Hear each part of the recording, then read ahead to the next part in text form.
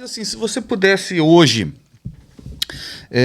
também nem sei se existe um problema maior, se é que a gente pode dizer isso, mas um dos maiores problemas que hoje a igreja está atrapalhando. É claro, a gente já decifrou aqui que quando falar igreja, não, né? Já estamos contextualizados, Isso. Né? Mas se fosse um dos mais preocupantes que a igreja está atrapalhando, qual que você poderia dizer? Dinheiro. Qual? Dinheiro. Dinheiro. Dinheiro. Dinheiro. Pois dinheiro. É porque eu sou pernambucano, macho. Como? O pastor William se engasgou aqui. Você consegue destrinchar isso? A pergunta do pastor William foi bem colocada porque... Foi cirúrgico, aham. Foi cirúrgico, porque eu vejo hoje que pedir muito dinheiro nas igrejas tem sido um agente que está tirando as pessoas da igreja. Tá, mas esse pedir muito dinheiro, a gente pode dizer que é tirando os dízimos e as ofertas. Sim. É isso? Isso. Pedir muito dinheiro hoje na igreja está sendo um parâmetro para escândalo. Vamos falar de escândalo. A igreja que está atrapalhando. A igreja, você já entendeu como nós falamos isso? A gente já contestou. A igreja que está atrapalhando. É a igreja que pede muito dinheiro. Vamos colocar, no meu ponto de vista, eu não quero lançar nenhuma doutrina aqui, claro. Mas naquilo que eu vejo, assisto e escuto, eu acho que hoje a igreja que mais atrapalha é a igreja que pede muito dinheiro e a segunda é a igreja que não ensina a palavra. Porque a igreja que não ensina a palavra, a ignorância, ela só será trazida à evidência quando você encontrar alguém que tem conhecimento.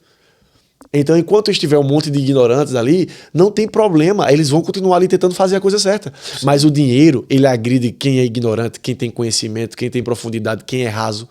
Então, hoje, na minha perspectiva, o que mais atrapalha, o que mais atrapalha, usando a igreja como referência hoje de atrapalho, seria o dinheiro.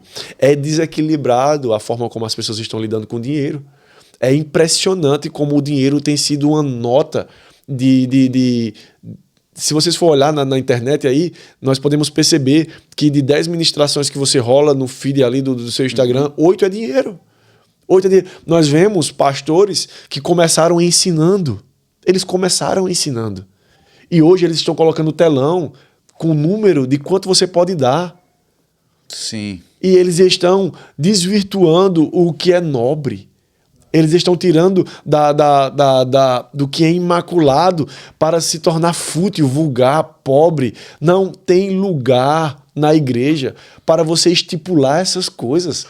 Nós não precisamos trazer para a igreja uma obrigatoriedade para que eles possam ser generosos. A generosidade genuína que agrada o coração de Deus é quando nós o fazemos por direção do Santo Espírito.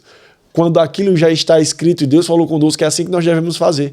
Então, o ponto hoje que mais atrapalha é esse desequilíbrio na parte financeira. É impressionante. E eu vou dizer uma coisa a você. Se você confundir a sua igreja com uma empresa, saia dela, pelo amor de Deus.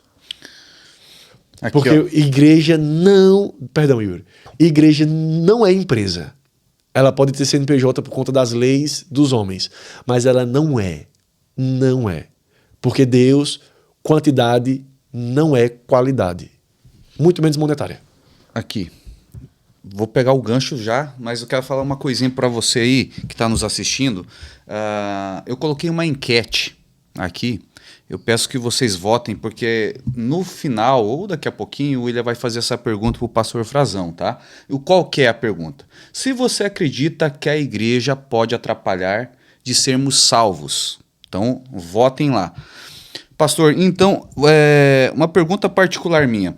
Você acredita, você é a favor ou contra dos missionários que fazem, que são itinerantes, né?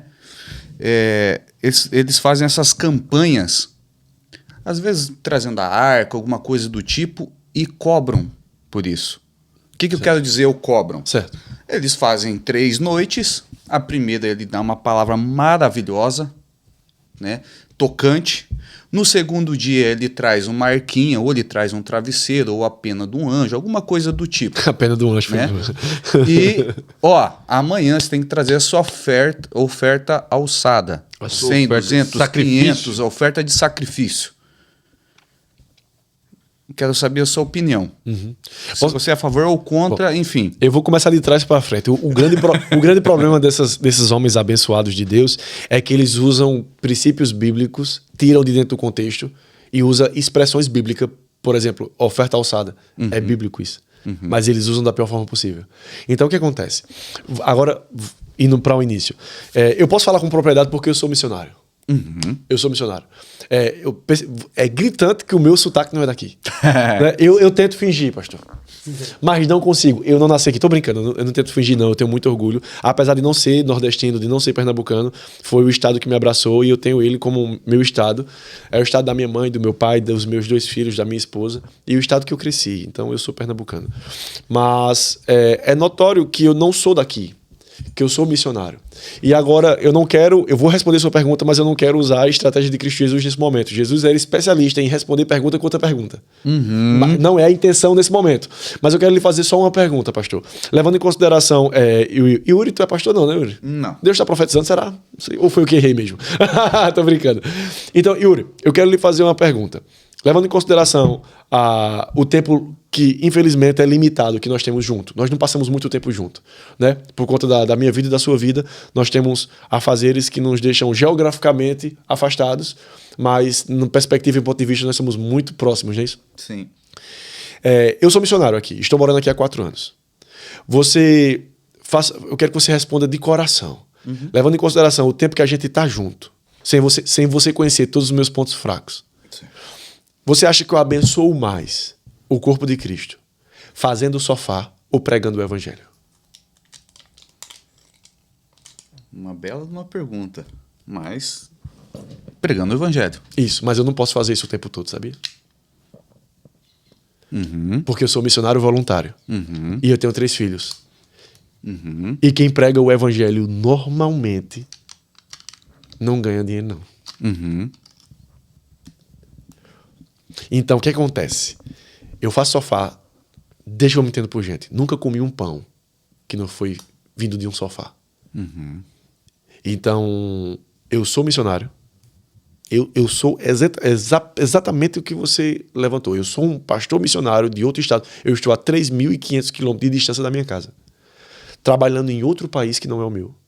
Para poder sustentar minha casa. Para viver como um missionário. Sem ter que fazer com que as pessoas comprem nenhuma pena de anjo. Eu acho que o cara que está fazendo com que as pessoas comprem uma pena de anjo é aquele cara que não quer trabalhar. Aí ele quer usar a igreja como um negócio. Agora, eu acredito em uma maturidade espiritual do povo que lê 1 Coríntios, capítulo 13, e diz que sem amor nada nós somos. E quem foi que escreveu isso? Paulo. E Paulo também escreveu que o homem que é servo de Deus, missionário, ele deve ter um duplo salário.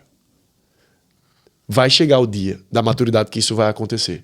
Mas enquanto isso não acontece, sabe o que nós devemos fazer? Não negligenciar os princípios bíblicos. Porque nós não podemos nos render à necessidade. Se a igreja, no caso a minha, não pode me manter financeiramente, eu vou trabalhar enquanto ela não conseguir me manter financeiramente, de uma forma justa e digna. E aí você fala, pastor, vamos responder uma pergunta? Aqui. Pastor, outra pergunta. Pastor, qual seria o valor do duplo honorário? Justo. Eu faço essa pergunta direto. Porque, por exemplo, Yuri, um pastor, ele está ganhando 50 mil reais numa igreja por mês. Vamos jogar para cima aqui um dado, e esse dado caiu 3. Essas 3 pessoas aqui vão dizer que é muito dinheiro. Se a gente jogar o dado para cima e o dado cair 6, nós vamos perguntar a 6 pessoas, e as 6 pessoas vão falar, é dinheiro demais, 50 mil reais. Agora eu quero lhe perguntar uma coisa. Se esse cara era médico, cirurgião, e ele ganhava 30 mil reais por mês sem trabalhar sábado e domingo, é justo ele receber 50, sim ou não? Pra ele ser médico?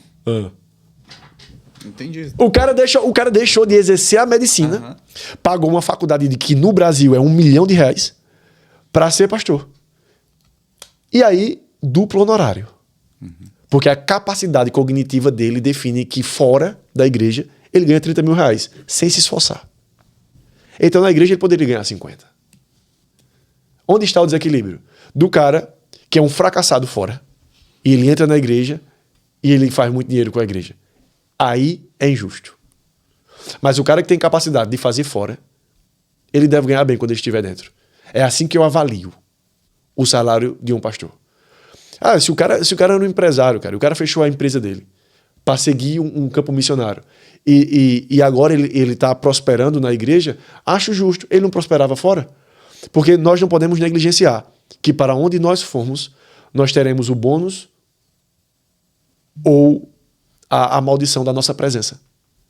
Então, se você prospera fora da igreja, é justo que você prospere dentro. Se você é um fracassado fora, não é justo que você seja próspero dentro. Então, o duplo honorário, o salário do pastor, ele deve ser o dobro daquilo que ele conseguia fazer fora. E aí eu acho justo. Mas, para responder a sua pergunta, eu creio piamente que o dinheiro tem sido um agente que tem limitado as pessoas para ir para o céu, e as pessoas estão, por conta da necessidade, vendendo pena de anjo, estão, por conta da necessidade, usando ministrações emocionadas para fazer com que um povo emocionado, de uma forma emocionada, dê mais dinheiro. E isso aí é uma desgraça, que seria a ausência da graça. Eu concordo contigo nessa questão do equilíbrio da balança, pensando no que a pessoa ganharia fora e o que ela deve ganhar dentro da igreja. Concordo plenamente. Só vejo um problema que eu queria apontar aqui até para o pastor comentar. O problema é que quase sempre essa regra aplica-se apenas para o pastor. E eu vou te falar o porquê. Porque assim, no corpo existem pessoas que têm capacidade de ganhar uma grana com as suas profissões bem. O cara investiu e trabalhou para montar uma carreira e uma profissão daquele jeito.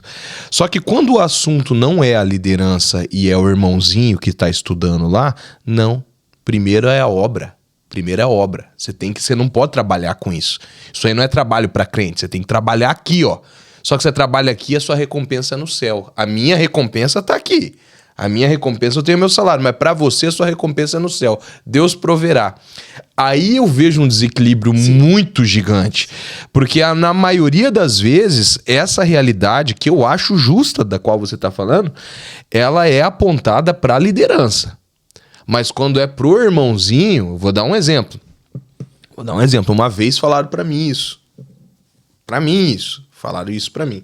Eu tava passando por muitos momentos assim de dificuldade financeira mesmo, e surgiu uma oportunidade de emprego para mim, da qual eu tinha que tomar uma decisão, e a decisão ia incluir eu ter uma frequência menor, mas não extinguir, ter uma frequência menor nas atividades eclesiástica. Só que assim, uma coisa que eu queria deixar claro também, gente, eu nunca fui pastor de igreja, tá? Eu nem gosto muito que a galera me chame de pastor, porque é mais pela nomenclatura. E eu meio que brigo contra isso, porque assim, cara, o título pra mim, pastor por quê? Porque eu fiz teologia e o pastor fez uma oração. Eu acredito em pastor assim, ó, igual o Frazão, que tá ali, tá pastoreando uma galera, tá na frente de um trabalho. Esse é o pastor. Agora, assim, tem muita gente aí que vai lá e eu estudei 3 palavras da Bíblia. Eu sou pastor. Sai falando pastor, porque eu sou pastor. Não. Eu sou o William mesmo, né? Mas quando eu falo das atividades ali, era mais assim da igreja mesmo, louvor e coisa e tal. Aí foi falado pra mim, não. Se você precisar comer pão com ovo, eu nunca esqueci dessa frase, pão com ovo a sua vida inteira, você coma pão com ovo a vida inteira, mas você não relativa o teu trabalho com a obra. Não deixa Daí eu pensei, puxa vida, essa instrução do pão com ovo. Daí eu fui olhar pro pão com ovo. O pão com ovo tava com o salarião estabelecido, andando num bom carro. Então, eu toquei nesse assunto só pra te falar o seguinte. Nesse assunto, o problema é quando ele não atinge todos. É quando não é aquele cara que vai sentar assim com você e vai falar, olha, meu irmãozinho, você é guitarrista? Sim.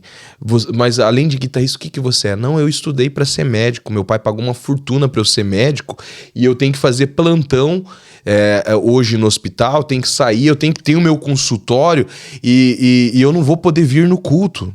E daí o pastor fala, não, Primeiro é a obra, meu filho. Primeiro você vem aqui tocar tua guitarra, aqui, senão você tá fora do propósito. Se você entendeu qual que é o problema, aí se torna um problema muito grande. Porque se fosse para todo mundo do corpo uma direção, funcionaria melhor na minha